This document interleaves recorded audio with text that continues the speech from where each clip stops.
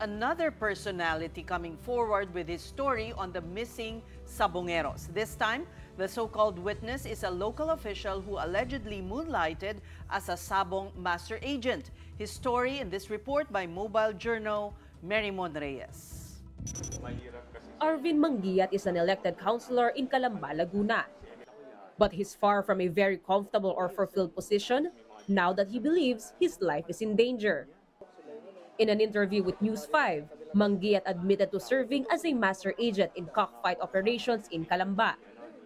As master agent, he acts as a middleman among online platforms and individual bettors, recruits players, processes bets, and manages payouts.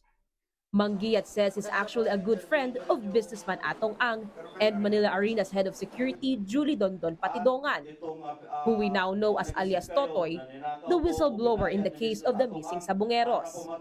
But everything changed when a cockfight enthusiast attempted to escape AA Cobra Farm in Santa Cruz, Laguna back in June 2021. The said personality supposedly asked Manguiat's help to help mend ties with Ang and to clear his name. That's the beginning of the end of Manguiat's relationship with the gambling industry tycoon. So sabi ko doon sa friend ko na malapit din kay Mr. Atong Ang na tulungan namin. Kaya naging suggestion naman niya, pag nilapit natin yan, baka maging suspect pa tayo. Tayo pa pagsuspecha na nagpipinance tayo dyan. Just weeks after he hid the Sabongero, Manguiat claims to have been subjected to an ambush while aboard an SUV. He sustained 80 gunshot wounds all over his body, but miraculously survived. Solo lang ako doon sa sakyan ko kung magmamaneho. So may humarang sa akin na dalawang Fortuner, tsaka may dalawang motor silang kasama. Yun, sabay-sabay silang namumutok.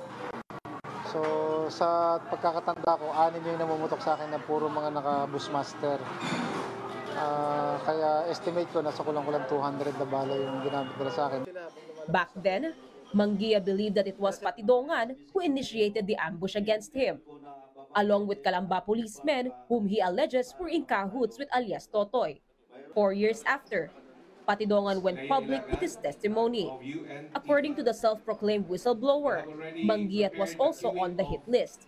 Pinapaambos yan ni Mr. Atong Ang sa halagang 2 milyon. Dahil ang akala ni Mr. Atong Ang ay ito si Arvin Manguiat, siya ang pinanser ng Manchuchupi. Ngayon, minisyonan na pinapaambos. Kinabukasan, parang gusto na manghingi yung mga dumali kay Manguiat. Sabi ko kay Mr. Atong Ang, bakit ko bigyan ng 2 milyon yan? Eh hindi naman namatay si Arvin Manguiat. Kasi nung maambush naman ako, hindi ko sinaspect si Mr. Atong Ang. At wala sa hinagap ko na magagawa niya yun sa akin. Unang-una, wala naman akong naging utang nung master agent ako. Despite the attempt to his life, Manguiat did not file charges, at least not yet. He first requested a ballistics test and cross-matching of bullets used on him during the ambush.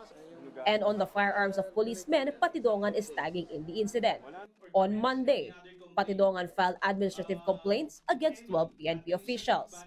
Those in active service collectively denied any involvement, saying they are surprised that they are being baselessly dragged into the issue. But as soon as they received a copy of the formal complaint, they promised to respond at the proper forum and at the appropriate time. Retired General Jonel Estomo, whom Patidongan said threatened him when he went public with his testimony on the missing Sabongeros, also categorically denied his involvement, saying he will present evidence to clear his name. Estomo added, his lawyers are already preparing appropriate charges to counter what he calls are malicious and baseless accusations against him. According to the National Police Commission, it has already sent summons to the 12 cops tagged by Patidongan in his complaint affidavit. These police officers have 5 days to respond from receipt of the summons. Upon initial evaluation, the EMIS found out that the case must proceed.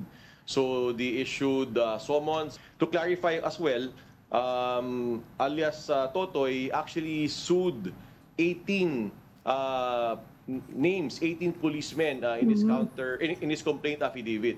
However, based on our evaluation, 6 of them have been already dismissed from the service.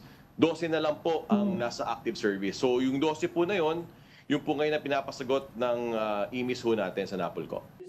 Mobile journalist Mary Mon Reyes, we are One News.